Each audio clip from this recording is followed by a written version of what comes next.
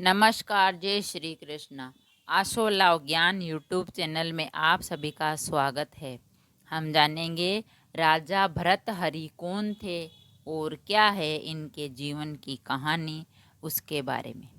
राजा भर्तहरि संस्कृत के विद्वान कवि और नीतिकार थे। वे सम्राट विक्रमादित्य के बड़े भाई थे।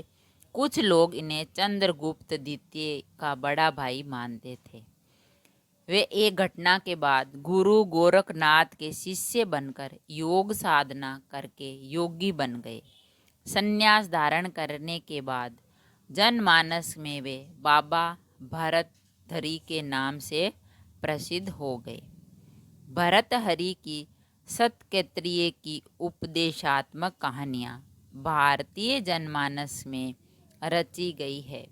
तो उनके नाम हैं श्रृंगारस्तक, वैराग्य शतक। यह उनके कहानियाँ है। भर्तहरि की कहानी। एक बार राजा भर्तहरि अपनी पत्नी पिंगला के साथ जंगल में शिकार खेलने के लिए गए। वहां उन्हें हिरणों का एक झुंड दिखाई दिया, जिसके आगे एक मृग चल रहा था, जो सभी हिरणियों का पति और पालन करता था। पत्नी पिंगला के मना करने के बाद भी उन्होंने बाण चलाकर मृग को मार दिया। प्राण छोड़ते छोड़ते हिरण ने राजा भर्तहरि से कहा, तुमने यह अच्छा नहीं किया। मरने के बाद हिरण की करुणामयी बातें सुनकर भर्तहरि का हृदय द्रवित हो उठा। हिरण का शव घोड़े पर रखकर चलने लगे। रास्ते में उनकी मुलाकात बाबा गोरखनाथ से हुई। भर्तहरि ने इस घटना से अवगत कराते हुए उनसे हिरण को जीवित करने की प्रार्थना की।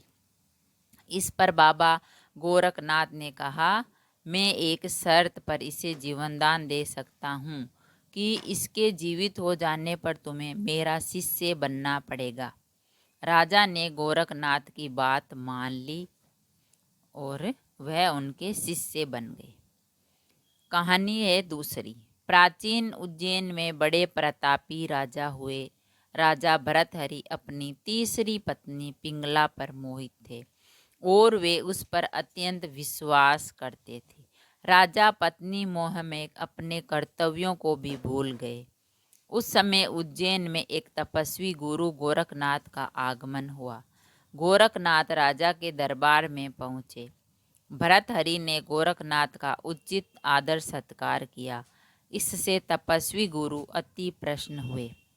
प्रसन्न होकर गोरखनाथ ने राजा एक फल दिया और कहा कि ये खाने से वह सदैव जवान बने रहेंगे, कभी बुढ़ापा नहीं आएगा, सदैव सुंदरता बनी रहेगी। यह चमत्कारी फल देकर गोरखनाथ वहाँ से चले गए। राजा ने फल लेकर सोचा, उन्हें जवानी और सुंदरता की क्या आवश्यकता है। राजा अपनी तीसरी पत्नी पर अत्यंत मोहित थे, अतः उन्होंने सोचा यदि यह फल पिंगला खा लेगी तो वह सदैव सुंदर और जवान बनी रहेगी। यह सोचकर राजा ने पिंगला को वह फल दे दिया। रानी पिंगला भर्तहरि पर नहीं बल्कि उसके राज्य के कोतवाल पर मोहित थी। यह बात राजा नहीं जानते थे। जब राजा ने वह चमत्कारी फल रानी को दिया तो रानी ने सोचा, यह फल यदि कोतवाल खाएगा तो वह लंबे समय तक उसकी इच्छाओं की पूर्ति कर सकेगा। रानी ने यह सोचकर चमत्कारी फल कोतवाल को दे दिया। वह कोतवाल एक वेश्या से प्रेम करता था और उसने चमत्कारी फल उसे दे दिया ताकि वेश्या सदैव जवान और सुंदर बनी रहे। वेश्या ने फल पाकर सोचा कि यदि वह जवान और सुंदर बनी रहेगी तो उसे यह गंदा काम हमेशा करना पड़ेगा। नरक समान जीवन से मुक्ति नहीं मिलेगी। इस फल की सबसे ज़्यादा ज़रूरत हमारे राजा को है।